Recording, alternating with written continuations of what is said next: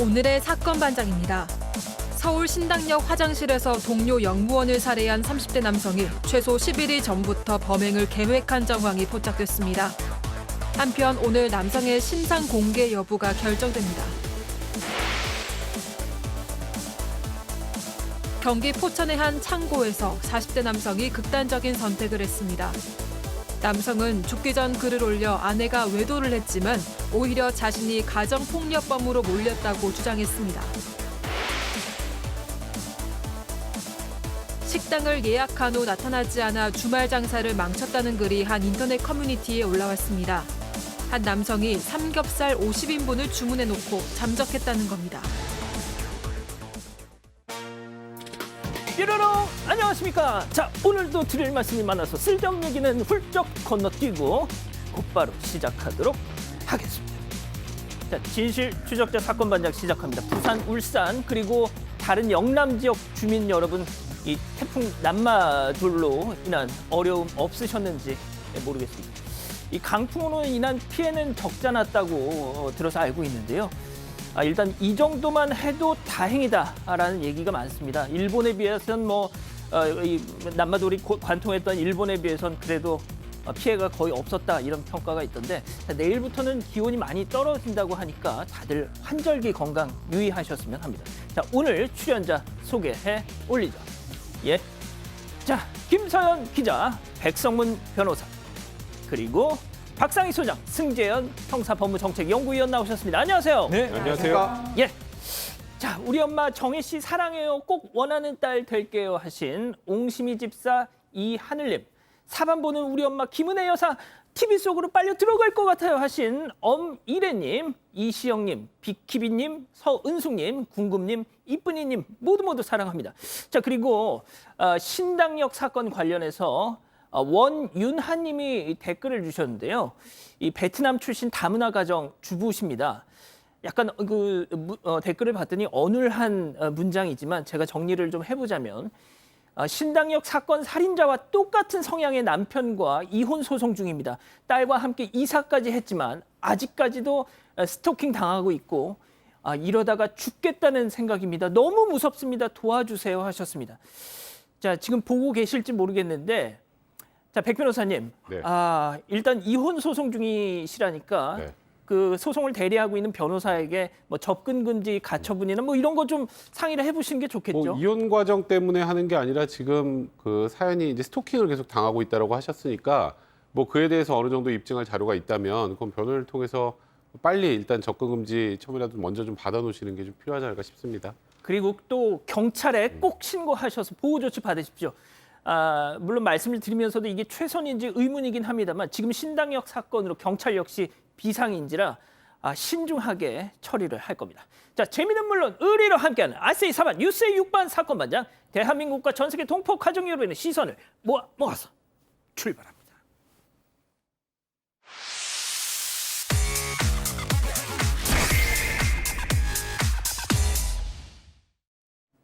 첫 번째 뉴스 보여주시죠. 옥상에서 거품이 우수수수수수. 자, 이번 픽은 가족 여러분이 직접 제보해 주신 영상인데요. 함께 보시죠. 자, 여기는 부산 해운대, 하늘에서 무언가가 퐁퐁 날립니다. 저거 뭘까요? 그렇습니다. 퐁퐁 거리는 게 딱 봐도 비누 거품 같습니다. 그렇습니다. 아니, 그런데 왜 하늘에서 왜? 자, 바로 저 호텔 옥상 인피니티 풀에서 버블 파티 중에 뿜뿜 나오는 비누 거품이 저렇게 내리는 거죠, 하늘에서. 세상에, 이게 저 호텔 인근의 노천 식당 테이블로까지 이거 반맛 떨어져서 아이고 어떡합니까? 저게 내 식탁 위로 오른다는 생각. 아유, 자, 그러잖아도, 자, 김 기자, 저도 저 생각 했거든요. 저거 밑으로 떨어져도 괜찮나 말이죠. 이거 어떻게 해요, 이거? 네, 우려하시던 일이 실제로 일어났네요. 부산 해운대 한 호텔 옥상 수영장에서 비누 거품을 날리며 노는 버블 파티가 열렸는데요. 이 비누 거품들이 길바닥으로까지 떨어지면서 시민들이 불편을 겪었다고 합니다. 제보자의 경우에는 당시 한 식당의 야외 테라스에서 식사를 하다가 테이블 위로 거품이 내려앉아서 입맛이 좀 떨어졌다고 하거든요. 진짜 아무튼 저 호텔 호텔 어딘지 본인들은 아실 거예요. 가급적이면 좀 펜스를 치시거나 좀 대책을 마련해 주세요. 자, 두 번째 뉴스 이어가겠습니다. 역대급 세상에 이런 일이입니다. 도로에서 이 벌어진 황당한 상황 모아봤습니다. 첫 번째 사진부터 보시죠. 자, 강원도 인제군 한계령 도로인데요. 왕복 2차선. 아유, 이게 뭐야? 차선을 그냥 하나 이 SUV가 막고 있어요, 지금. 자, 아유, 이게 더 충격적. 아예 이거 많이들 보셨죠, 이거? 세상에 캠핑 텐트를 갖다가 도로 한복판에 여기 이렇게 S자 꺾어지는 데다가 아무리 차가 안 다녀도 그렇지 하루에 한 대는 지나갈 거 아니에요, 김 기자. 그러게요. 네, 겁이 없는 건지 철판이 두꺼운 건지 모르겠지만 무슨 철판이요? 저렇게 할 수 있는 얼굴 철판? 그냥 얼굴이 얼굴이 두껍다고 해도 철판. 이게 아무튼. 네, 강원도의 한계령 도로 위에서 어떤 사람이 SUV 차량을 세워두고 계곡변에 텐트를 설치한 모습을 한 자전거 여행자가 목격하고는 경찰에 신고했다고 합니다. 이 도로가 평소에 통행량이 좀 적기는 하지만 길이 구불구불 나 있어서 자칫 큰 사고가 날 위험도 다분한 곳이라는데요. 마치 차 안에서 잠을 자는 차박을 하는 것처럼 보였다고 합니다.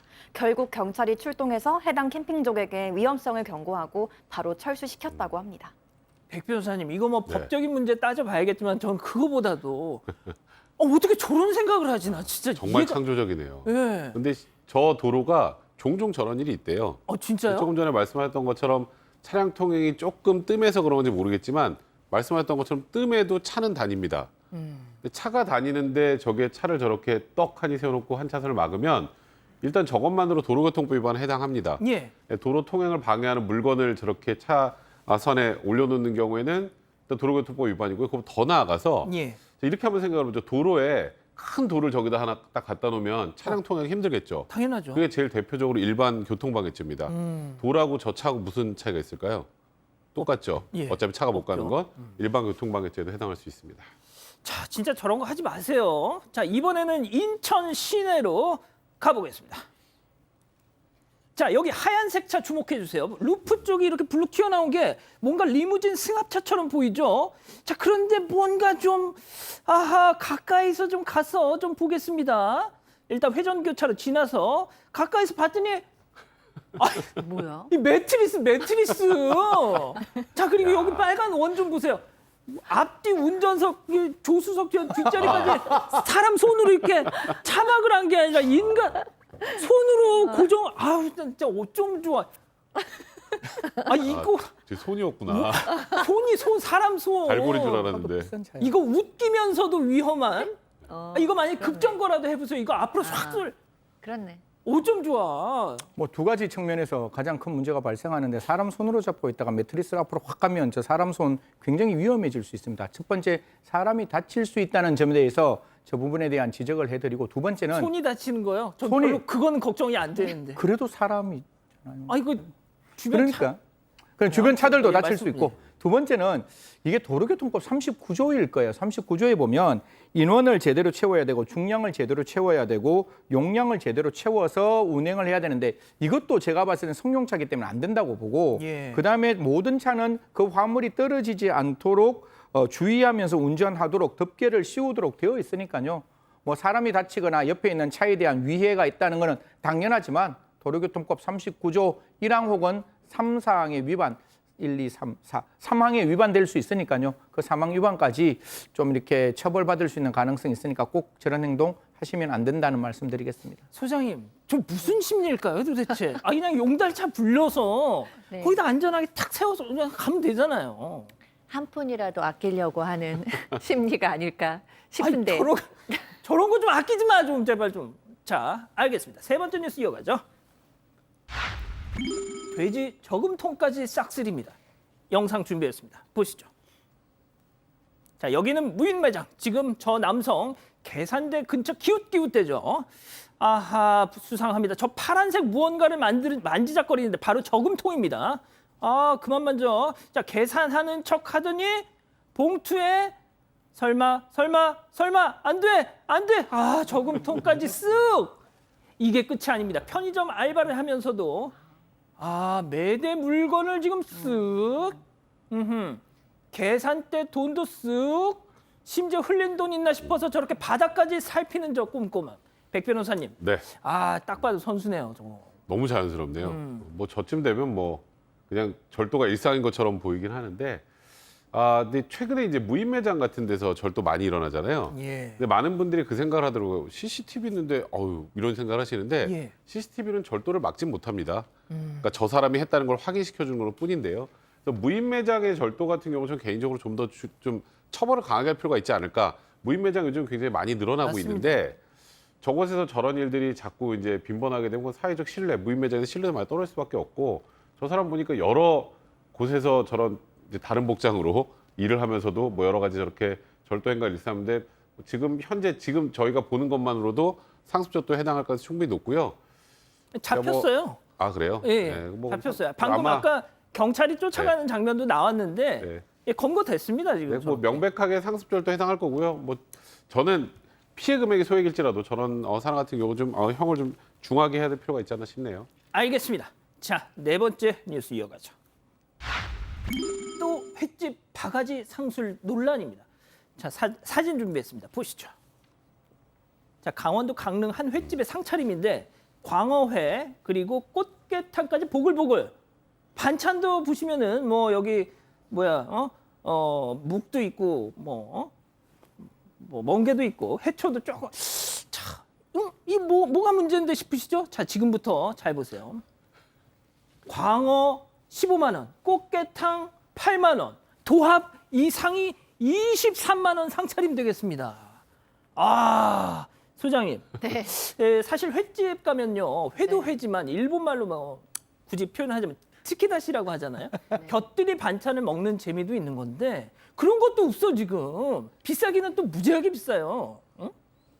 그러니까요. 저는 사실 그 반찬 먹으러 가거든요. 이렇게 옥수수 치즈에 이렇게 맞습니다. 네, 그거, 네, 옥수수, 오븐 콩, 네, 그거. 그거 먹으러 가는데 그것도 없고 반찬이 너무 부실한데 그래도 이제 회 가격이라도 좀 싸면 반찬이 부족해도 뭐 잘 먹고 나올 텐데 23만 원. 아무리 물가가 비싸져도 이건 좀 너무 심하네요. 그래서 글 쓰신 분도 정말 떨리는 마음으로 신나서 강릉에 갔는데 이런 상차림을 보고 상식적이지 않다라고 생각을 그럼요. 했다. 그러면서 뭐 인천 바다에 가면 횟값 비싸다 이런 얘기 많은데 강릉이 더하다. 그러면서 강릉 상인들 좀 변화가 있어야 되지 않겠냐라고 꼬집었습니다. 저 얼마 전에도 저희가 소개해드렸잖아요. 인천 월미도의 한 횟집에서 포장해온 그 9만 원짜리 누가 먹다가 남긴 것 같은 그 포장회 사진 준비가 돼 있나요?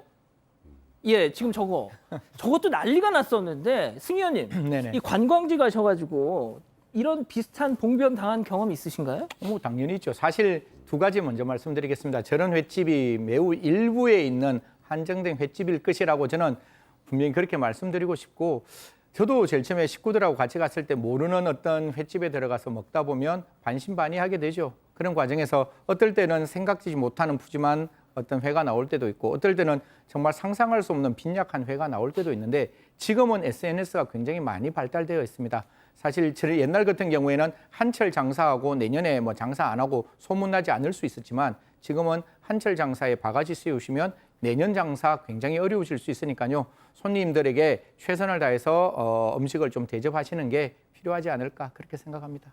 그러니까요. 알겠습니다. 다음 뉴스 이어갑니다.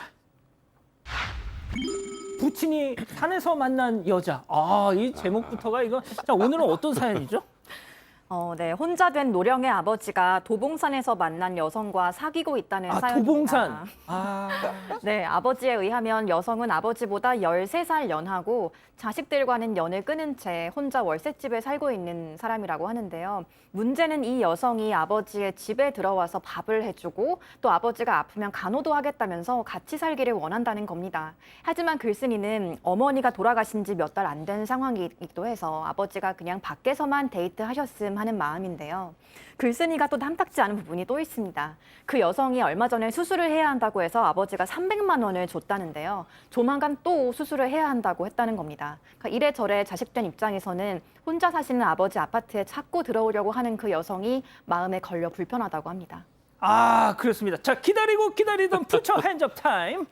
80대 후반으로 알고 있습니다. 이 어르신. 80대 노인의 사랑은 로맨스가 아니냐. 딸이 너무하다 손. 예, 알겠습니다. 움찔했어요. 야, 이거 네. 격한 논쟁이 예상됩니다. 자, 그렇다면 누가 로맨스 아니래 다만 할머니 정체가 수상하다는 거지 손. 하다기보다는 자, 일단 그러면은 소수 네. 의견 우리 백 변호사님. 아니 아버님의 판단을 믿어야죠. 어. 아버님이 남은 삶을 누구와 함께 하고 싶은지는 그 아버지가 결정을 하는 거라고 생각이 들고요. 물론 여기 사연만 보면 좀 수상하다 싶은 생각도 들긴 하는데 저는 또 한편에 이 생각 들어요.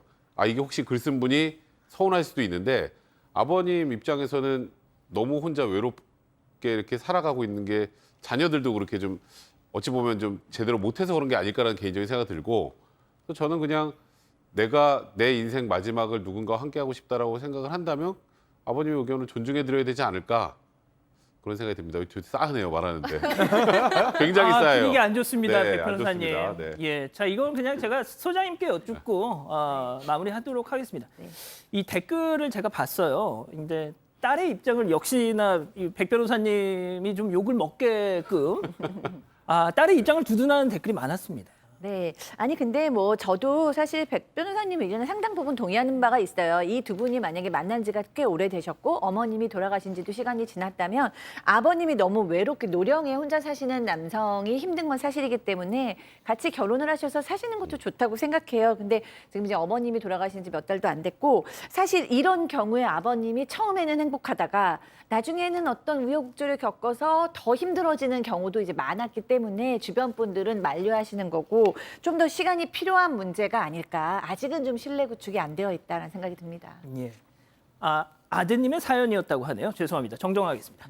자, 캐나다 사시는 정석환 박사님 보고 계신가요? 이 토론토의 한 대학에서 6년간의 그 지난한 박사 과정 잘 마치시고 미국 보스턴에서 직장을 구하셨다고요. 와우, 축하드립니다.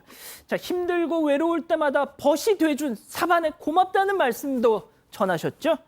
말로만? 농담입니다. 빌딩 숲을 떠나 진짜 숲으로 가볼까요? 바람을 느끼며 앞으로 나아가고 새로운 나를 찾는 순간 Welcome to Mountain, Welcome to Millet. 피부엔 늘 바라기만 하면서 넌 피부에 뭐 해줬니? 세상에 공짜 피부는 없어. 이 피부 내가 만든 거야. 에버콜라겐.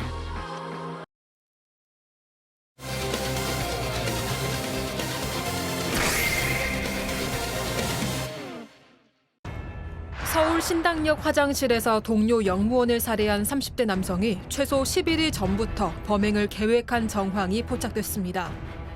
한편 오늘 남성의 신상 공개 여부가 결정됩니다. 새롭게 나온 범행의 전말을 들여다봅니다.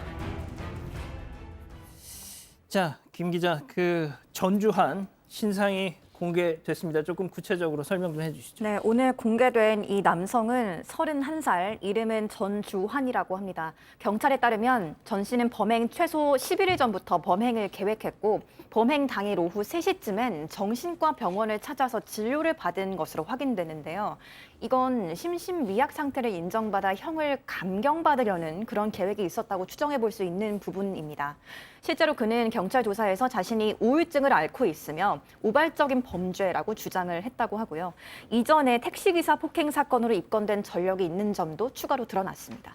자, 지금 보시다시피 법원을 나올 때 저희가 그동안 블러를 쳐서 보내드렸던 영상입니다. 이제는 뭐 신상이 공개됐으니까 그걸 걷어낸 원본 영상을 보여드리고 있는데, 자, 저 지금 영상하고 지금 오늘 공개된 그 증명사진 같은데 그 전주환의 모습과는 너무 달라요. 사실 지금 준비되었으면 지금 저 사진 올라왔는 걸 혹시나 나중에라도 이 저 방송하시는 중에 시청자 여러분께 좀 보여드렸으면 좋겠는데 제가 봐도 같은 인적 동일성을 확인할 수 없는 거더라고요. 지금 저 얼굴과 저 얼굴이 같다? 누가 저 얼굴이 같다라고 감히 말할 수가 있겠습니까? 물론 뭐 앞에 있는 사진은 전명사진이니까 여러 가지 보정을 했으니까 저렇게 나오는데 저 사진하고 저 사진은 사실 우리가 원하는 신상 공개라는 사진하고는 거리가 멀다고 생각합니다. 저도 앵커 말씀대로 이게 가장 최근의 사진, 우리가 여권을 찍을 때도 6개월 이내의 사진을 찍으라고 이야기를 한다면 적어도 신상 공개라는 의미가 그 사람의 인적 동일성을 우리가 확인할 수 있고 그래야 범죄 예방이 가능하다라고 본다면 저는 최근에 찍을 수 있었다면 머그샷이 가장 최근의 사진이기 때문에 그걸 공개하는 것도 필요하지 않을까 싶은데 이게 사실 신상 공개에 관한 법률 2항 때문에 그래요. 신상 공개를 할 때에도 피의자의 인권을 고려하라는 그 의미 때문에 저런 어떤 증명사진이 나오는 듯한데요. 이런 부분도 좀 제가 봤을 때는 시정해야 되지 않느냐. 가장 최근의 사진을 가장 일반인들에게 가장 쉽게 보일 수 있는 방법, 그걸 선택하는 게 필요하다는 말씀드리겠습니다. 자, 제가 신상 공개 이 제도에 대해서 계속 시간 날 때마다 지금 비판을 하고 있는데요. 자, 백 변호사님, 네. 얘기 나온 김에 이 얘기 좀 하고 갈게요. 제가 지난 금요일 방송에서 시간이 문제지 이 전주환 무조건 신상 공개 네. 될 거라고 예상을 했어요. 예고를 했습니다. 왜? 대통령, 국무총리, 법무부 장관이 계속 얘기를 하고 있는데 아니 신상 공개 심의위원회가 무슨 배짱으로 그걸 안 하겠어요? 예? 무조건 공개죠. 저도 그렇게 생각하고 있었는데요. 자, 그렇다면 도대체 이런 신상 공개 뭐 저 얼굴 하나 공개하는데 이게 이렇게 복잡하고 그러니까 일단은 진짜 뭐 그거 진짜 네. 답답해요, 진짜. 그러니까 피의자 인권이라는 것도 고려를 해야 되니까 신상 공개 여부를 심의하는 것까지는 저도 이해를 하는데 제가 늘상 말씀드렸던 것처럼 언론의 주목을 받는 사건은 거의 공개. 근데 그거보다 더 극악무도한 사건 같은 경우 언론의 공개가 안 되면 비공개 이런 경우가 굉장히 많이 있었으니까 일단 기준의 일관성이라는 게 좀 필요할 것 같고요. 좀 개인적으로 지금 조금 전에 우리 승 박사님 말씀하셨지만 같은 사람인지조차 의문이 드는 증명사진을 딱 공개한 게 과연 신상 공개의 의미가 있을까 하는 생각이 들어요. 예. 머그샷이라고 있잖아요. 예. 그러니까 검거돼서 본인 사진 찍은 그 사진을 그냥 공개하는 게 저는 오히려 훨씬 나을 것 같은데 사실 그 아까 조금 전에 말씀하셨던 것처럼 신상 공개하면서도 피의자 인권을 보호해야 된다라고 하면서 비슷하지도 않은 사진을 공개하는 게 무슨 의미가 있습니까? 예. 그러니까 인권도 중요하지만 뭐 국민들이 알 권리라는 측면 이런 것들을 고려할 때는 여러 가지 시정될 필요가 있는 제도라 생각이 듭니다. 자, 진짜 제가 이 신상 공개 이 제도에 대해서 계속 비판하는 이유가 자, 결별을 통보하자 자기 여자친구에게 흉기를 휘두르고 19층 아파트에서 떨어뜨려서 살해한 그자 그냥 지나갔어요. 저희가 방송에서 막 신상 공개 이자도 빨리 해달라 막 했는데 주말에 벌어진 사건이었고 그 전에 무슨 스토킹 범죄 큰 게 있어가지고 이자는 그냥 넘어갔습니다. 신상공개 심의위원회 제도라는 게 정말 이렇게 어처구니가 없어요. 예? 그저 여론이 부글부글하면 이 심의위원회 막 소집해가지고 공개하고 모른 척하고 그냥 지나가면 그냥 쉬 하고 지나가고. 아니 제가 이러니까 이거 하지 말자 그러는 겁니다. 자, 백 변호사님 뭐가 됐든 본론으로 다시 돌아올게요.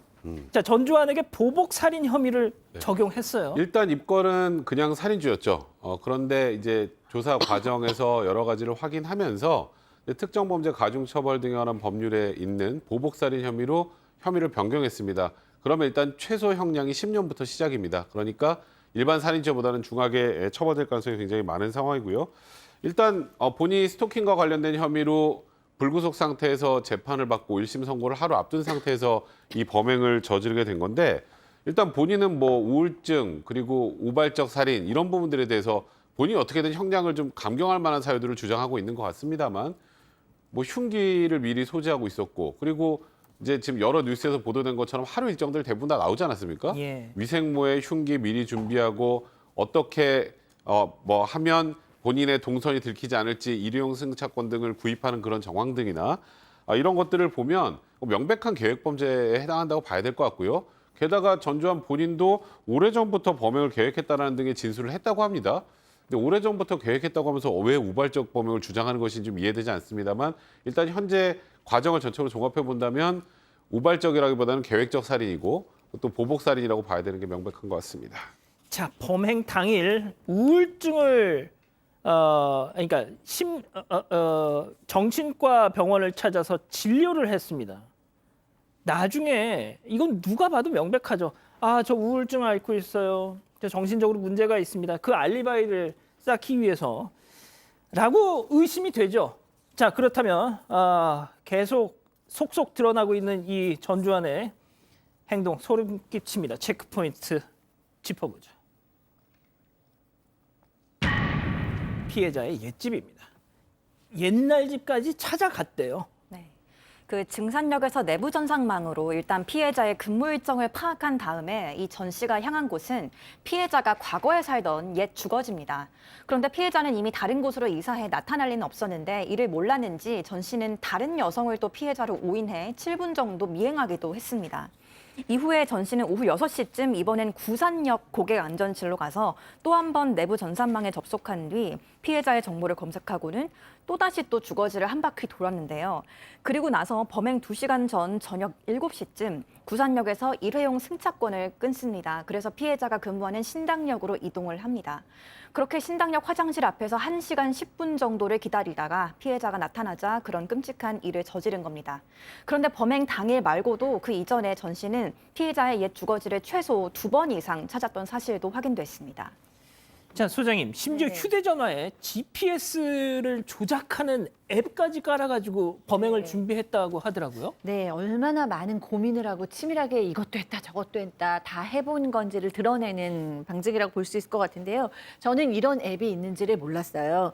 그러니까 위치 정보, 시스템 정보를 조작할 수 있는 앱이 있다고 하니까 한마디로 내가 어디에 있었다라는 그 정보를 바꿀 수 있다는 건데요. 이건 그럼 왜 깔았느냐? 나중에 범행 후에 위치 추적 등을 피하려는 목적으로 깔지 않았을까 하는 예측이 가능합니다. 예. 자, 저희가 정말 이 사건이 어떤 다른 비슷한 사건보다 더 안타까운 것이 미리 막을 수 있었다라는 후회가 계속 군데군데 나오고 있잖아요. 네, 이게 피해자가 지난해 10월과 올해 1월 전 씨를 불법 촬영물과 스토킹 범죄 혐의로 각각 고소했었다고 합니다. 첫 번째 고소했을 때는 경찰이 이튿날 바로 전 씨를 긴급 체포하고 구속영장도 신청했지만 법원에서 도주 우려가 없다며 영장을 기각했었다고 하고요. 두 번째 고소했을 때는 어쩐 일인지 경찰이 영장조차 신청하지 않았다고 합니다. 그래서 피해자의 어머니는 경찰이 계속 영장을 신청해줬으면 법원의 판단이 달라졌을지도 모른다고 호소를 하기도 했습니다.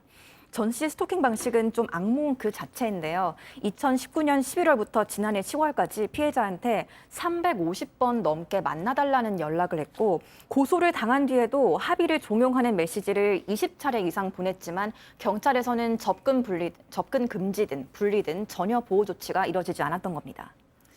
자, 백 변호사님, 한 언론이 오늘 스토킹 처벌법 혐의로 최근 재판에 넘겨진 사건 100건을 조사를 했대요. 네. 자, 53건, 절반 조금 넘는 53건 징역형 집행유예, 16건 벌금형, 6건, 딱 6건만 실형. 네. 자, 그럼 나머지 25건은 뭐냐? 공소 기각. 합의하고 처벌을 처벌 원하지 불허. 않습니다. 네. 그걸 내 가지고 공소 기각. 그러니까 그게 이제 아직은 이제 스토킹 관련돼서는 반의사 불벌죄라고 해서 그러니까 피해자가 처벌을 원하지 않으면 처벌할 수 없게 돼 있는데요. 근데 최근에 뭐 한동훈 법무부 장관도 이제 반의사 불벌죄 폐지하는 쪽으로 가겠다는 얘기가 나온 상황 아니겠습니까? 이게 스토킹 범죄 같은 경우 그런 게 있어요. 보복이 두렵거든요. 예. 그러면 처벌을 원하는데도 이 사람이 처벌당하고 나서 보복할까 봐 합의를 해주는 경우들도 굉장히 많습니다. 그래서 이 부분은 이제 반의사 불벌죄가 빨리 사라져야 되는 것이 맞고, 그리고 저는 이 사건 보면 좀 제일 이상했던 게 이거예요. 그러니까 통상의 스토킹 범죄 조금 전에 말씀하셨던 것처럼 그렇게 중하게 처벌되는 경우 그렇게 흔치는 않습니다. 물론 여기에 뭐 카메라 등 촬영죄 같은 게 좀 포함이 돼 있긴 합니다만 검찰이 9년을 구형했어요. 예. 그러니까 1년, 2년 구형했는데 영장이 기각됐으면 제가 이해가 됩니다. 예. 9년을 구형할 정도의 범죄인데 영장이 기각된 게 일단 이해가 안 가고, 그러니까요. 그리고 이게 1차 고소에다가 2차 고소가 합쳐진 거거든요. 예. 1차 고소 이후에 긴급 체포하고 영장이 기각됐는데 2차 고소했으면 혐의가 추가된 거잖아요. 근데 왜 그때는 영장 신청 청구를 안 했죠? 예. 그러니까 어찌 보면 피해자 어머니 입장에서는 지금 이 상황을 보면 이게 도무지 이해가 되실 리가 없습니다. 그래서 그러니까요. 이 과정이 저는 가장 안타깝고 답답합니다. 자, 승희 의원님, 마지막으로요. 그러니까 제가 아까 그 최근 100건의 사례를 분석한 그걸 보면 여전히 사법당국에서는 여전히 사귀다 보면 그럴 수도 있는 것, 그 정서가 아직도 깔려 있다는 거예요, 지금. 아까 백 변호사님이 정말 말씀 잘 주셨는데 사실 제가 알기로는 스토커가 일어났다는 이유로 구속영장이 청구돼서 구속영장이 발부되는 거는 진짜 한 2~3%, 3~4% 미만일 거예요. 우리 법원이 가지고 있는 생각은 이런 겁니다. 이 사람 한번 구속하면 적어도 1심 판결까지 6개월 이상 구속을 해야 되니 법원의 입장에서는 그 구속의 허들을 굉장히 높이, 굉장히 엄격하게 판단을 하는 거죠.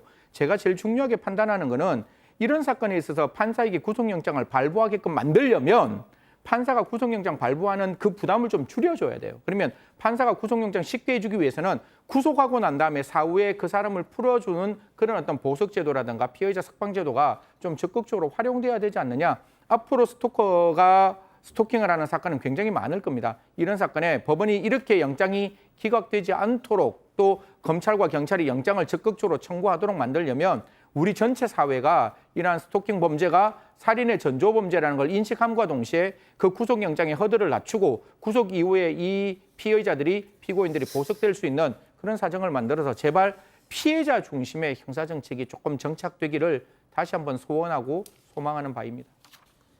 첫 번째 사건 이렇게 정리하고요. 두 번째 사건 이어갑니다.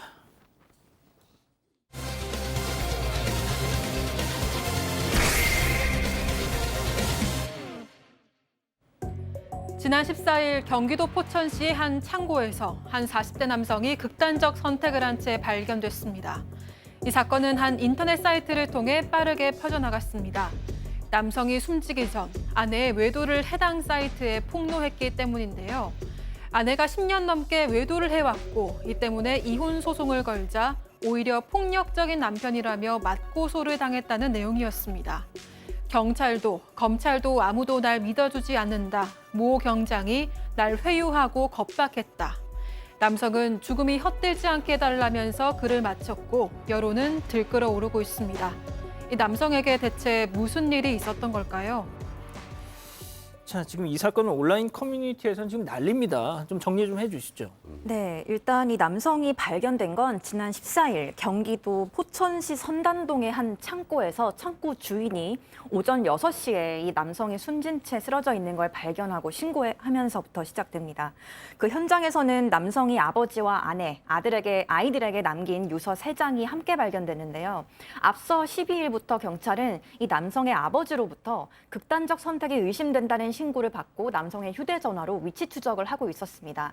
13일 경북 상주에서 마지막 신호가 잡힌 후 완전히 끊어졌었는데 다음 날 14일 포천의 한 창고에서 발견된 겁니다.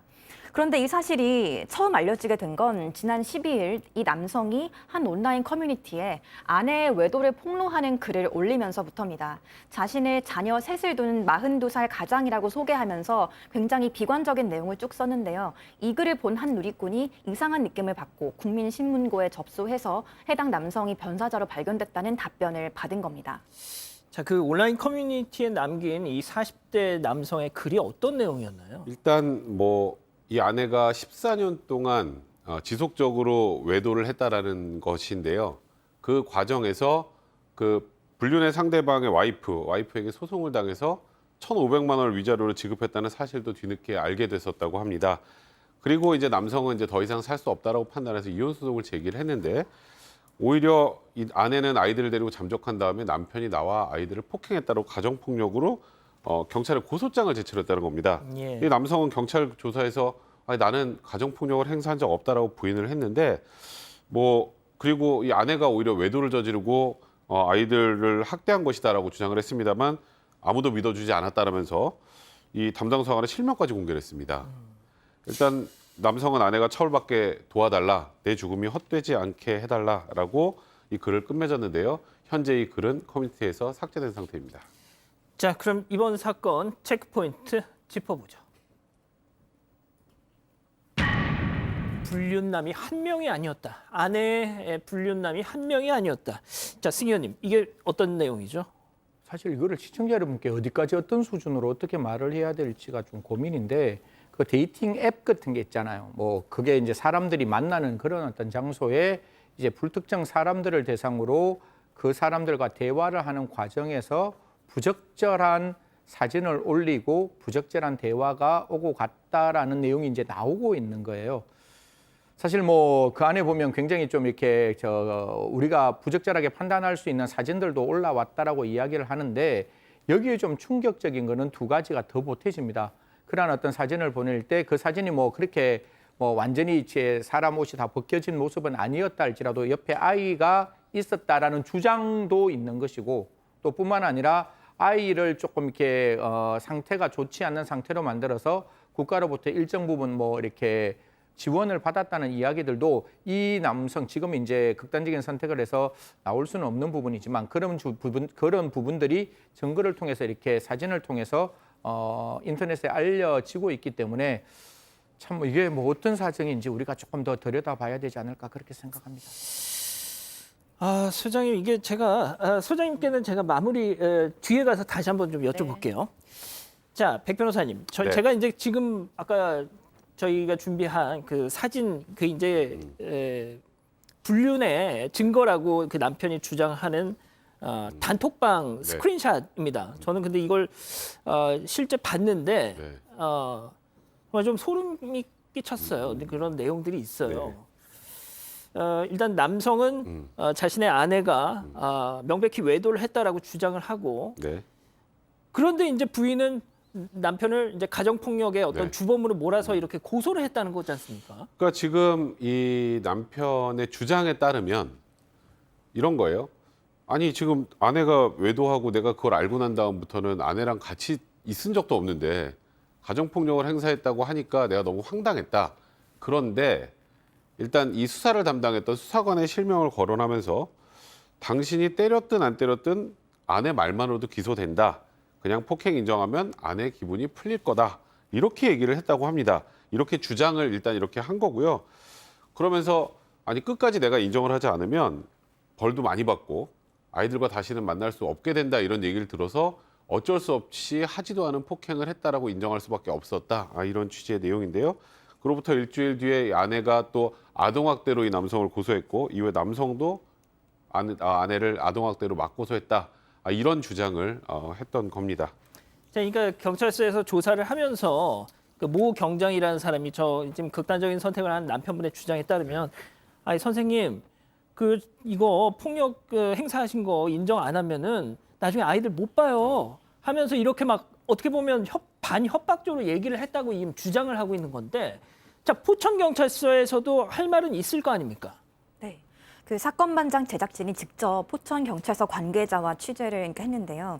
남성은 가정폭력 관련 수사를 받을 당시 혐의를 순순히 인정했었고 검찰에 송치돼서 지난 6월 벌금 처분을 받으면서도 어떠한 불만 표현이나 이의 제기를 하지 않았다고 합니다. 그렇기 때문에 경찰은 부당한 수사를 받았다는 남성의 주장은 전혀 사실이 아니라고 전했습니다.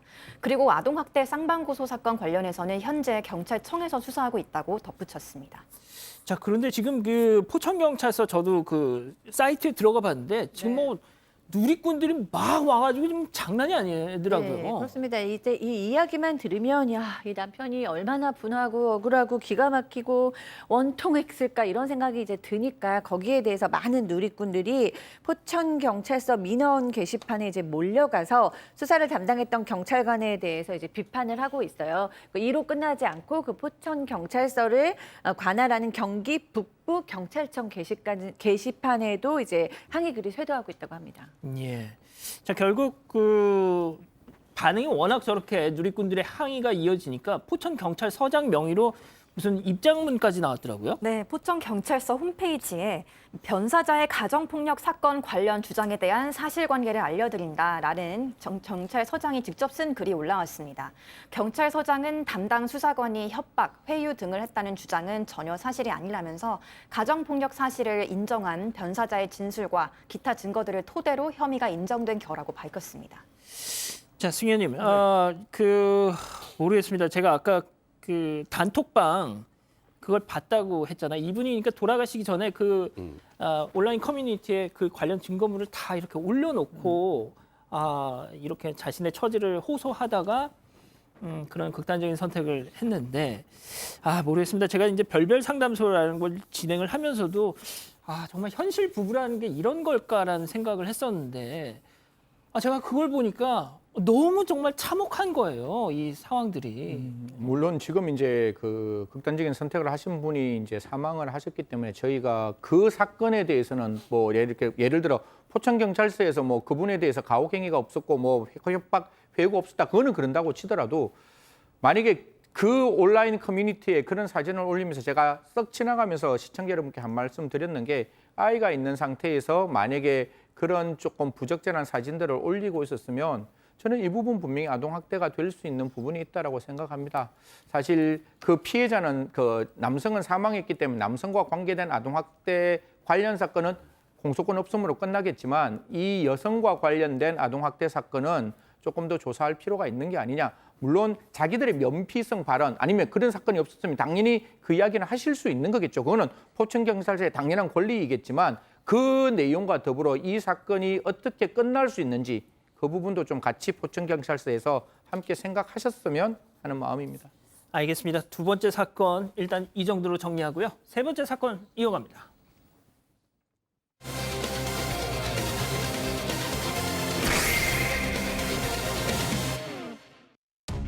식당을 예약한 후 나타나지 않아 주말 장사를 망쳤다는 글이 한 인터넷 커뮤니티에 올라왔습니다. 한 남성이 삼겹살 50인분을 주문해놓고 잠적했다는 겁니다. 어떻게 된 일인지 알아봅니다. 아, 이것도 진짜 난리가 났어요. 네, 이게 지난 18일 예약 손님의 노쇼 때문에 그날 하루 장사 망쳤다고 호소하는 글이 올라와서 논란이 되고 있습니다. 이날 산 근처에서 삼겹살집을 운영하는 업주에게 가게 문을 열기도 전인 오전 9시 50분쯤 한 남성 손님의 예약 전화가 걸려왔다고 합니다. 산악회 50명이 지금 산에서 내려가는 중이니까 식사 준비를 해달라는 거였는데요. 부랴부랴 생고기와 밑반찬을 다 준비하고 상차림까지 마쳤지만 곧 도착한다는 남성 일행은 결국 나타나지 않았다고 합니다. 그러니까 어제 아침에 일요일 아침에 지금 여기 어떤 산악회인데요. 지금 우르르 내려가고 있으니까 빨리 준비해 주세요. 얼마나 그럴싸합니까, 소장님? 네, 그렇습니다. 식당 층에서 준비한 고깃밥 값이 무려 110만 원어치예요. 게다가 이 남성은 또 우리 빨리 먹고 또 다른 곳으로 이동해야 되니까 생삼겹살로 냉동가 아니고 준비해달라고 더 비싼 거잖아요. 그래서 예. 이 식당은 생삼겹이 부족했다고 합니다. 그래서 급하게 주문도 하고 밑반찬도 이렇게 막 준비하고 그래서 50명 단체 손님 받을 준비를 마쳤다고 합니다. 자, 들으신 것처럼 생고기 아무래도 워낙 많은 단체 손님이 오니까 생고기까지 급하게 주문해서 상차림 다 세팅을 딱 끝냈는데 자, 문제는 지금부터였던 거죠. 체크포인트 짚어보죠. 연결이 되지 않아 음성 사서함으로 넘어가오니 이랬다는 겁니다. 전화를 했더니 참. 제가 지금 막 목소리 돼요. 얼마나 저도 흥분이 되면 이렇게 하겠어요. 네, 상차림을 전화를 했더니 빨리 오라고. 상을 다 차려놨는데 도착하지 않았고 전화를 거니까 받기는커녕 이런 음성사서함 메시지가 나오니까 이 준비하는 데 들어간 시간과 비용 등을 생각해봤을 때 너무 억울한 업주는 아이고야, 세상에. 계속 그냥 전화를 걸었다고 어쩜 합니다. 좋아. 받을 때까지. 자, 그런데 전화가 겨우겨우 연결이 됐습니다, 소장님. 네. 그런데 앞서 지금 내려가니까 빨리 준비해 주세요 했던 그 남자가 아니었다면서요. 네, 전화를 이제 안 받았는데 좀 이따가 이제 전화를 받았는데 할머니가 받으시는 거예요. 그러시면서 여보세요 했더니 우리 아들 밖에 좀 나갔는데 뭐 이렇게 대답하는 거예요. 그래서 이제 이 사장님이 너무 이렇게 연결이 되지 않고 이런 식으로 하면 영업방해로 신고하겠다 이렇게 얘기한 것 같습니다. 그랬더니 그 말이 그 남성에게 전달됐는지 그 남성에게 또 바로 전화가 왔어요. 그래서 이제 가겠다고 뭐 이렇게 얘기를 했습니다. 그러니까 당신 영업방해 신고할 거야 하니까 겨우겨우 그 할머님 전화 받으신 할머님이 아들을 바꿔줬고 네. 통화가 됐는데 네. 자 그러면은 지금이라도 가겠습니다 했어요? 그러니까 일단은 산악회에서 지금 산에서 내려간다는 말은 일단 거짓말이네요. 전화를 어머님이 받으신 거 보니까.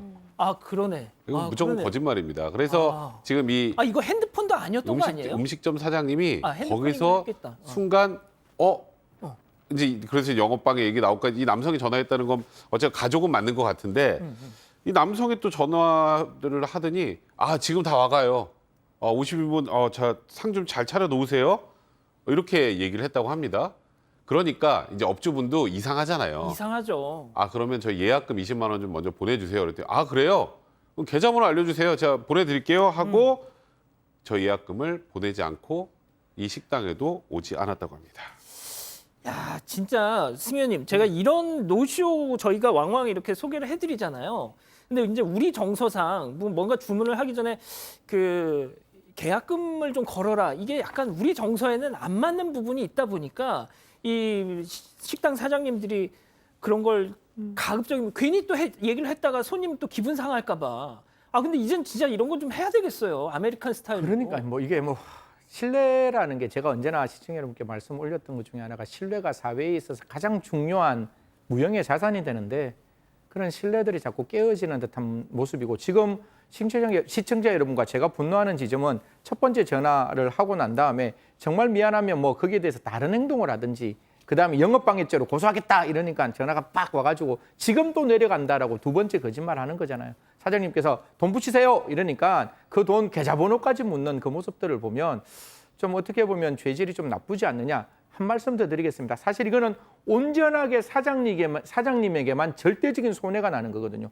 무전취식이라는 건 자기가 밥을 먹는 어떻게 보면 자기의 어떤 배를 불릴 수 있는 상황에서 도망갈 수는 있는 사기죄가 성립될 수 있지만 이거는 오로지 그 영업만 방해하고 자기에게는 어떠한 이익도 없는 상태에서 그 영업주에 있는 영업 사장님에게 골탕 먹이는 일이기 때문에 아까 영업방해죄 사장님 정말 말씀 잘하셨습니다. 업무방해죄 위계에 의한 업무방해죄로 좀 이 사람 누군지 철저하게 좀 밝혀야 할 필요가 있다라는 말씀까지 드리겠습니다.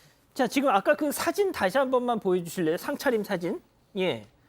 자 지금 보면은 저기 뭐가 됐든 상 위에 올라간 반찬 이거 다른 손님한테 또 꺼낼 수 없잖아요. 뭐가 됐든 재활용이 되는 거니까. 그렇죠. 자 지금 저 사장님 얼마나 속상하겠어요 저거. 네, 그러니까 아까 소장님 말씀해 주셨듯이 그 생고기만 50인분 110만 원어치입니다. 아유. 거기다가 저런 밑반찬까지 합하면 도대체 얼마어치가 될지 모르겠는데 피해 업주는 부모님이 너무 속상해하셔서 맥을 놓고 계시는 정도라면서 경찰에 신고를 해야 할지 고민된다고 조언을 구했습니다. 자 백 변호사님 지금 네. 우리 가족 여러분들 채팅창에서 저거 이거 그냥 넘어가면 안 된다 이러는데 어떻게 방법이 있을까요? 그러니까 일반적인 노쇼는 사실 처벌하기 좀 어렵습니다. 왜요? 그냥 예약해놓고 가지 않은 것만 가지고는 사실 그게 일부러 뭐 어떤 업무를 방해할 그런 고의를 가지고 있었는지 애매한데 이 사건은 달라요. 이건 명백한 업무방해죄 됩니다. 이거는. 왜냐하면 제가 아까 얘기했잖아요. 지금 산에서 내려갈게요라고 전화해놓고 조금 있다가 전화 안 받다가 어머니 받았다라고 하는데 그럼 일단 산에도 안 간 거예요.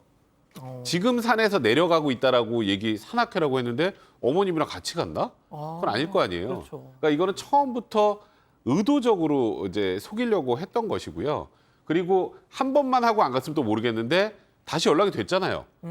아 이제 곧 갑니다. 50인분 상 다시 차려놓으세요라고 얘기를 한번 했다는 건 예. 그럼 명백하게 이거는 속임수로 업무를 방해하려는 의도를 가지고 있었다고 볼 수밖에 없는 것이고요. 이거는 명백한 위기한 업무방해죄에 해당할 수 있을 것 같고 그리고 더 나아가서 저 생삼겹 110만 원어치 기타 밑반찬 같은 거 손해배상도 충분히 청구할 수 있는 사안인 것 같습니다. 그렇군요. 자, 아무튼 좀 참고가 되셨으면 좋겠습니다. 백 변호사님 말씀. 자, 그리고 알겠습니다. 일단 이 정도로만 정리를 하죠. 세 번째 사건 정리하고요. 계속해서 별별 상담소 이어갑니다.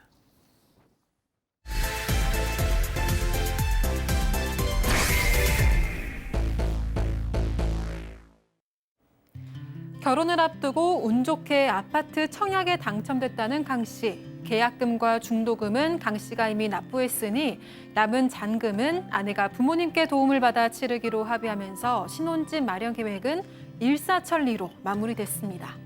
혼수도 가전도 모두 새 아파트에 입주하면 장만하기로 하고 일단 강 씨가 살던 전세 아파트에서 달콤한 신혼 살림을 시작한 강 씨 부부. 그런데 새 아파트 입주를 앞두고 문제가 생겼다고 합니다. 장인의 사업이 어려워지면서 아파트 잔금 마련이 불가능해진 건데요. 더 큰 문제는 아내가 생활이 어려워진 처가에 필요한 비용을 강 씨에게 요구하기 시작한 겁니다. 처가에 들어가는 돈이 점점 더 많아지면서 불화가 깊어지고 있다는 강 씨 부부. 결혼 생활을 유지할 수 있을까요? 오늘 이 사연도 참 어렵네요. 자, 그럼 일단 아파트 새 아파트 당첨된 아파트 얘기부터 좀 해볼게요. 그 당첨된 아파트 입주는 그러니까 들어간 거죠? 네, 다행히 입주는 했다고 합니다. 강 씨의 부모님의 도움을 받아서 잔금을 해결했고 새 집으로 이사까지 모두 마쳤다고 하는데요. 문제는 중도금 대출에 부모님께 빌린 돈까지 빚더미에 오른 강 씨에게 아내는 처가의 생활비까지 부탁을 하는 겁니다. 경제적인 문제로 다툼이 잦아진 강 씨는 결혼 생활을 유지할 자신이 없다고 하는데요. 이런 강 씨의 고민을 별별 상담소에서 해결해 주세요. 알겠습니다. 지금 뭐 우리 가족 여러분들 벌써 또 어떤 분이 그러시네요. 뭘 물어 그냥 이혼해. 뭐 그거 아닙니다. 저희 이혼 장려하는 거 아닙니다. 오해하지 말아주세요. 진짜 좀 한번 좀 진지하게 한번 고민을 해보죠. 아파트 청약은 결혼 전 당첨이 된 거고 신혼 살림은 강 씨, 그러니까 남자가 살던 집에서 시작을 했으니까 야, 이거 아내 될 사람은 아내는 결혼식 비용 빼고는 그냥 거의 그냥 들어온 거네요. 네, 그런 셈입니다. 어. 새 집에 들어갈 때 모든 살림을 새로 장만하기로 한 거기 때문에 결혼 당시에는 결혼식에 들어가는 비용을 제외하고는 별로 돈 들 일이 없었던 겁니다. 그 아내는 중소기업에 다니고 있어서 월급이 그렇게 많은 편은 아니었지만 사업하는 아버지 도움을 받아서 경제적으로 어려움은 없이 지냈다고 하고요. 아파트 잔금도 아버지께 도움받기로 했기 때문에 크게 부담을 느끼지 않았다고 합니다. 강 씨도 중도금의 일부는 대출을 받았는데 잔금에 대해서는 추가 대출을 안 받아도 된다고 생각하니까 부담감을 크게 덜 수 있었다고 하고요. 요즘 뭐 그 미혼 남녀 이 설문조사를 해보면 왜 결혼을 안 하느냐, 1위가 그 집 마련. 근데 이 커플 같은 경우는 일단 그건 넘은 거 아니에요. 사실 굉장히 럭키하다라고 생각할 수 있는 행운 좋은 어떤 그 환경이었다라고 이야기할 수 있는 일이죠.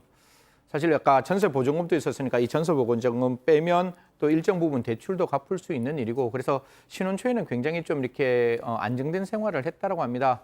이 안에 과거에 이제 씀씀이를 좀 이렇게 연애하다 보면 볼 수가 있잖아요. 그래서 과거에 좀 이렇게 여유 있게 이렇게 돈을 쓰는 모습을 봤지만 결국 그 돈 쓰는 모습, 그 장인 그 능력 하에서 딸이 그 돈을 쓰는 모습이었기 때문에 크게 문제될 건 없다라고 생각을 했는데, 이제 앞으로 우리가 이야기할 이 대목에서 과연 이 여성이 했던 행동들을 우리가 어떻게 받아봐야, 어떻게 생각해야 될지는 좀 고민해 봐야 될 것 같습니다. 자, 그런데 이 돈 문제로는 최소한 걱정이 없을 것 같았던 이 강 씨 부부가 결국은 이 돈 문제로 서서히 불화가 시작이 된다는 거잖아요. 네, 이제 아파트 입주 시기가 다가왔어요. 그러면 야, 이제 진정한 우리 집에서 새로운 신혼 살림을 시작하는 거야. 이거 둘 다 굉장히 들떠야 정상일 텐데. 그렇죠. 강 씨는 굉장히 기분이 좋은데 아내는 자꾸 그 얘기를 하려면 피해요. 그럼 왜 이렇게 피하지? 그래서 이제 마음이 좀 급해져서 이제 장인어른 장모님하고 같이 이제 식사를 하는 자리에 이 주택에 대해, 이 아파트에 대해서 이제 잔금 관련된 얘기를 이제 쓱 꺼냅니다. 예. 근데 여기서 장인이 이렇게 얘기를 합니다. 내가 언제 잔금을 도와주기로 했나? 나는 그런 적이 없네. 이렇게 얘기를 하는 거예요. 그리고 내가 지금 사업이 어려워져가지고 부도 위기여서 살던 집도 처분해서 지금 이사 준비를 하고 있는데 내가 어떻게 그 잔금을 보태나? 이렇게 얘기를 한 거예요. 여기에 이제 아내가 사실 당신한테 너무 미안해서 내가 도저히 말을 꺼낼 수가 없었어. 이렇게 변명을 하게 된 겁니다. 근데 장인 되실 분도 말씀을 저렇게 너무 직설적으로 하시면 어떡해요. 물론 사파에서 그렇게 표현을 했던 것이겠지만, 자, 이 소장님 일단 자신의 친정이 경제 사정이 갑자기 이렇게 가세가 기울고 그러면 뭐 말을 쉽게 꺼내기는 어렵긴 했겠네요. 네, 그 신혼인데다가 또 워낙에 경제적으로 여유가 있게 자란 그 부인이고, 또 연애 시절 때도 넉넉하게 정말 이렇게 씀씀이가 컸기 때문에 더 자존심이 상할 수 있죠. 맨 처음부터 그 어려운 점을 공개를 하고 만난 커플은 아니었으니까. 그래서 이제 아내한테 왜 얘기를 안 했냐라고 얘기를 하니까 차마 입이 떨어지지 않다. 네, 미안한 마음도 있었고 창피한 마음도 있었고, 그리고 앞으로 어떻게 해야 될지 전혀 정해지지 않은 상태에서 얘기만 꺼낸 채로 어떻게 해야 될지도 잘 모르겠고, 그래서 얘기를 못했다라고 얘기를 했는데, 갑자기 강 씨가 이 아버지와 어머니가 있는 상태에서 잔금 얘기를 하니까 본인도 굉장히 당황했다라고 얘기했다고 합니다. 자, 아파트 어떻게 됐어요? 청약 그거. 다행히 잔금 추가 대출을 받을 수 있어서 강 씨가 대출을 받아서 잔금을 치렀고 새 집에 필요한 가구나 가전 등도 다 사서 이사까지 했다고 합니다. 그러니까 아내는 미안함과 고마운 마음에 남편 눈치를 보는 모습이 굉장히 역력했지만 그랬겠죠. 강 씨는 대출금을 함께 갚아나가면 된다고 생각했기 때문에 아내를 이렇게 탓하진 않았다고 합니다. 그렇지만 장인의 사업이 어려워졌다는 사실을 좀 미리 말해줬으면 하는 서운한 마음은 있었다고 합니다. 미안했겠죠. 하지만 이 강 씨 남편은 뭐가 됐든 맞벌이를 하고 있고, 그러니까 뭐 차근차근 갚아 나가면 될 거야라고 생각을 했었는데, 이 장인의 사업이 어려워진 이 여파가 이제부터 막 네. 본격적으로 막 밀려온다는 거 아닙니까? 그러니까 지금 이 집 관련해서는 서운은 했겠지만 그래도 어쨌건 우리 둘이 뭐 맞벌이 해나가면서 대출 갚아나면 되니까 그건 괜찮았는데 이제 문제는 이 장인 사업이 생각했던 것보다 훨씬 많이 어려워진 거예요. 아까 그랬잖아요. 이사해야 된다 우리 월세로. 월세로 이사하고 뭐 보증금으로 부도 막으려는데 그게 정말 너무 터무니없이 부족했던 거고요. 아이고. 빚이 수십억 원에 이르게 됐던 겁니다. 예. 근데 장모 같은 경우는 평생 가정주부로 살았으니까 어디 나가서 일하기는 좀 그렇고 그러니까 장인이 내가 일용직 일자리라도 구해가지고 어떻게든 위기를 타게 보겠네 이렇게 얘기를 하고 있는 상황입니다. 그러니까 이제 지금 장인 장모가 이렇게 어려워진 상황을 두고 보기도 굉장히 힘들어서 몇 차례 지금 이렇게 힘들게 집 잔금 대출 받아서 갚아나가는 와중에 몇 차례 급한 돈까지 처가에 건넸었다고 합니다. 아유, 세상에 액수가 수십억이면은 이거 저도 약간 좀 이 얘기 듣고 나니까 고개가 좀 설레설레 좀 알겠습니다. 승현님. 네. 뭐가 됐든 지금 사회 초년생들 아니에요. 그 신혼부부. 그런데 저러면 이건 좀 약간 그런데. 사실 월급 받는 사람 입장에서는 아무리 열심히 해도 월급이 오르지 않습니다. 그거는 그냥 항상소대로 딱 지켜져 있는 건데 이 아내가 이제 아까 수십억의 빚에 관련된 이자 그리고 뭐 그 장인 장모의 생활비 그다음에 장인 장모가 아프시면 병원비 같은 거를 이제 부탁을 하는데 이 남편의 입장에서는 진짜 답답한 게 이 돈을 안 해주면 아내가 그날부터 울기 시작한다는 겁니다. 울어요? 예, 울고 밥을 먹지 않는 그런 어떤 모습을 계속 이건 보이고 있고 그러면 이 아내를 싫어하는 게 아니잖아요, 이 남편. 그러면 그럼요. 아내가 그렇게 힘 빠져 있고 울고 있고 밥 먹지 않으면 그 남편도 어떤 느낌이 드는가 하면 죄스러운 느낌이 들 수밖에 없는 그런 어떤 상황인데 도대체 이 상황을 이 월급쟁이는 타개할 수 있는 방법이 없거든요. 그래서 진짜 자기도 어떻게 해야 될지 모르겠다라고 그렇게 하소연을 했다라고 합니다. 자, 제가 이 사연에 달린 댓글 저희가 조금은 뭐 내용을 각색은 하긴 했습니다만 달린 댓글을 보면은 처음에는 이 장인 장모도 아이고 백서방 왜 저를 보세요? 눈에 딱 백성문 이름이 제 눈에 들어왔어. 깜짝 놀랐네. 네. 아이고 백서방 입이 10개라도 할 말이 없네 하다가 몇 번 도와주는 게 익숙해지면 나중에는 안 도와주면 막 서운해하고 그런다. 뭐 또 이런 나중엔 말씀. 권리가 돼버리죠. 이제 그러면 이 남편 입장에서는 부담스러울 수밖에 없는 거고요.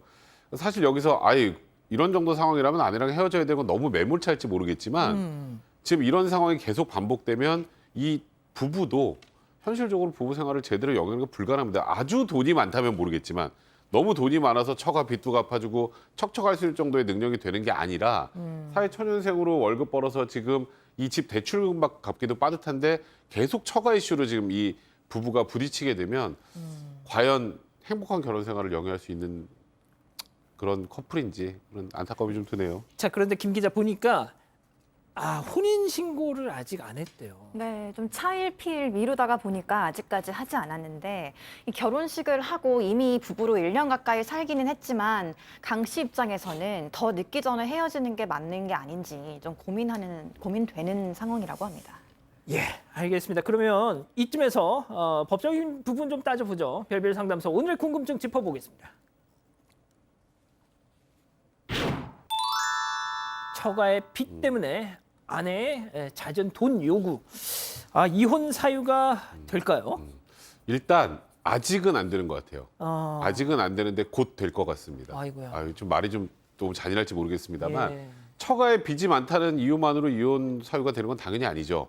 그런데 예를 들어서 이제 조금 지나서 뭐 생활비의 일부를 남편에게 말을 하지 않은 채로 처가에 그냥 뭐 아내가 계속 보낸다거나 지속적으로 뭐 처가에 돈을 요구해서 갈등을 증폭시킨다거나 하게 되면 혼인 생활을 계속 유지하기 어려운 정도의 사유가 충분히 해당될 수 있기 때문에 아직은 아닙니다만 앞으로 이제 이혼 사유에 해당할 가능성이 굉장히 높은데 근데 이제 이 부부는 우리가 부부라고 표현을 쓰지만 아직 사실혼이죠. 예. 혼인 신고는 하지 않은 상황입니다. 그러니까 이 경우에는 이혼 절차를 밟을 필요는 없고요. 만약에 헤어진다면 그냥 헤어지자라고 통보하고 갈라설 수도 있는 상황입니다. 아직은. 그러니까 이 남편분이 어떻게 생각할지 모르겠지만 아 이게 지속적으로 이렇게 돼서 부부의 혼인 관계를 유지하기 너무 곤란하다 생각이 든다면 이혼 절차 대신에 좀 간소화해서 헤어질 수 있는 방법도 있는 건 사실입니다. 아, 자, 승현 그냥 이제 뭐 법적인 거보다는 이 커플은 어떻게 좀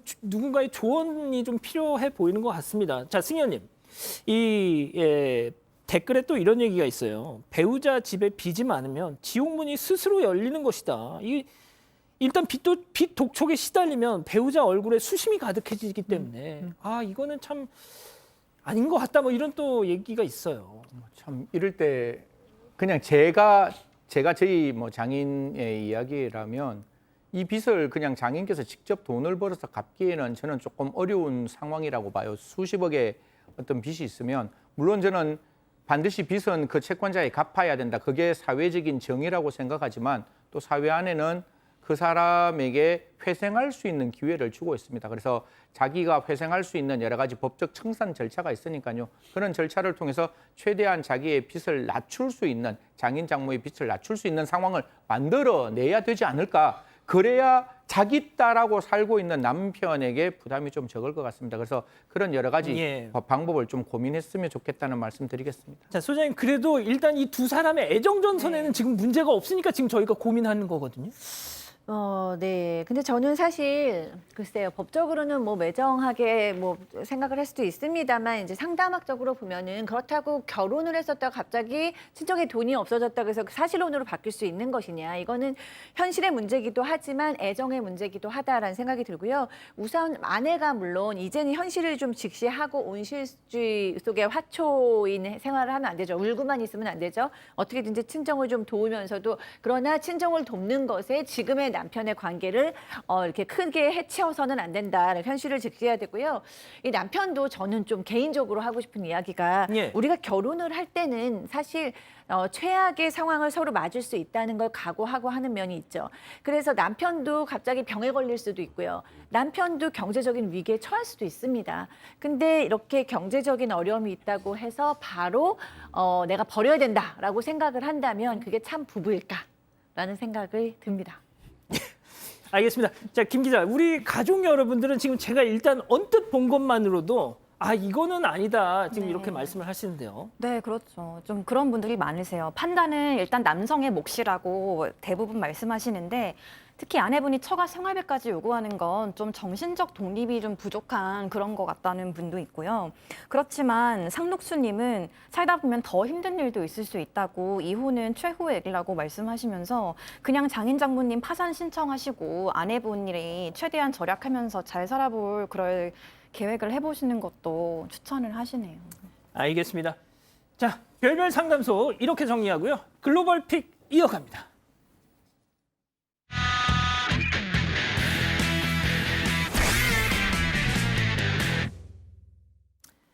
자, 첫 번째 픽 주인공 동물입니다. 미국으로 가보시죠. 네, 리트리버 2마리가 흙탕물 속에 철푸덕 드러누워 있습니다. 견주가 놀라 소리치자 검은 개는 벌떡 일어나지만 나머지 한 녀석은 시치미를 뚝 떼는 듯 몸을 푹 담그고 있는데요. 아무래도 진흙탕에서 즐기는 목욕이 마음에 드는 모양입니다. 견주는 어떻게 저거 목욕시키려면 저거. 놀랍게도 견주가 키우는 개들이 하나같이 흙탕물 목욕에 빠졌기 때문인데요. 이번엔 또 다른 친구인 루이가 산책 중에 진흙탕으로 풍덩 뛰어든 겁니다. 저 왼수지 저게. 견주가 계속해서 나오라며 소리치지만 한참을 뒹군 뒤에야 웅덩이를 빠져나오는 루이. 어떻게? 즐거운 시간을 보내는 건 분명한데 집으로 돌아가선 좀 많이 혼날 것 같긴 합니다. 정말 못 말리는 친구들이네요. 아유 참. 자, 계속해서 미국 다른 곳으로 가보시죠. 네, 미국의 한 주택가에서 2살 아이의 생일 파티가 열리고 있는데요. 이곳에 초대받지 않은 깜짝 손님이 등장했습니다. 갑자기 뒤뜰에서 나타난 검은 곰이 컵케이크를 맛있게 먹어치우고 있습니다. 아유 저거 큰일이네. 뭐야 저건 또. 네, 맛있는 냄새에 이끌려 곰이 허겁지겁 음식을 먹어치우는 동안 파티를 즐기는 사람들은 황급히 아이들을 집 안으로 들여보낸 뒤 상황을 주시했는데요. 다행히 곰은 전혀 공격적이진 않았고 오직 컵케이크에만 관심을 둔 뒤 얌전히 돌아갔다고 합니다. 예상치도 못한 특급 게스트에 잊지 못할 생일 파티가 됐을 것 같네요. 아유, 자 다음은 최근 온라인에서 화제가 되고 있는 영상 함께 보시죠. 네, 11살 소년이 콧물을 훌쩍이고 있죠. 다름 아닌 알레르기 때문이었는데요. 와, 저는 이런 알레르기가 있다는 건 진짜 듣도 보도 못한 것 고양이 같은데 알러지? 한번 원인이 무엇이었는지 아. 이건 예상이 안 돼요. 진짜요? 영상으로 확인해 보겠습니다. 예. 흑염이요? 对啊，我也要过敏，需要去医院吗？不用。为什么之前5年都不会过敏，今年突然过敏了呢？因为这是潜伏期。不要演了，拿笔。 네. 와, 얘 선수다 진짜. 진짜 선수예요. 선수야. 깜짝 놀랐어요. 와, 야, 나 야, 살다가 제가 책 냄새 짱이다. 때문에 눈물이 나서 숙제를 못 하겠다는 거 내가 처음 들어봤네요. 야. 그리고 아까 들었죠? 알레르기에 잠복기가 있었다. 이거 지금 네. 우리 가족 여러분 또 아이들이랑 같이 보시는 아이들이 부모들 써먹을 수도 있을 것 같아요. 그러니까 이거. 근데 이 정도면 좀 귀여워서 눈 감아줄 법도 한데 이 엄마 호락호락하지 않습니다. 아하. 이 소년 결국 다시 펜을 들고 숙제를 모두 끝내야 했고요. 이 재치 넘치는 소년의 모습을 본 누리꾼들, 야, 얘는 커서 배우로 대성할 거다.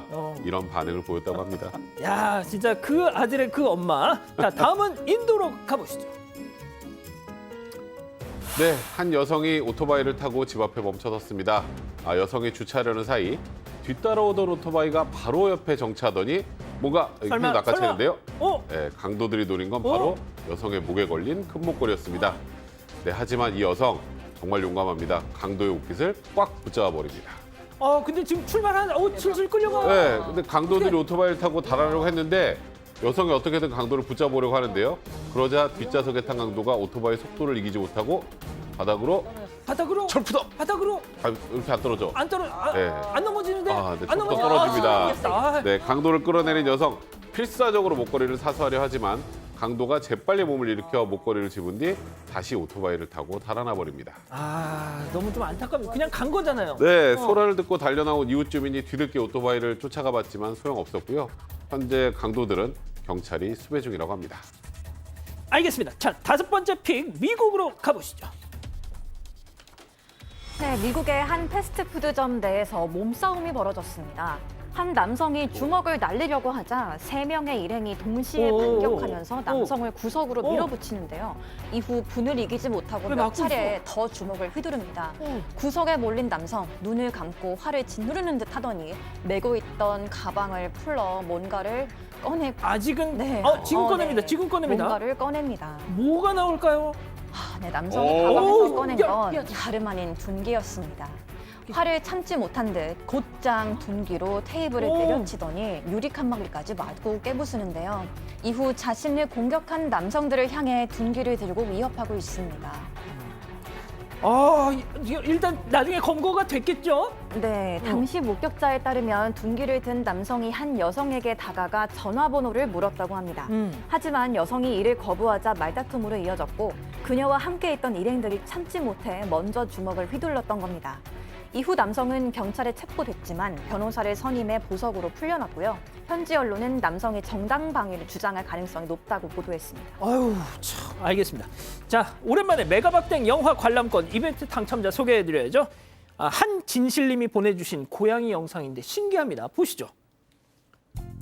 자, 올해 4살, 이름은 꼬마입니다. 싱크대 상부장을 열려고 막 몸부림을 치는데요. 저게 열릴까요? 저 얼굴 막 들이밀면서 저 틈으로 저거요. 뭐가 떨어졌어요.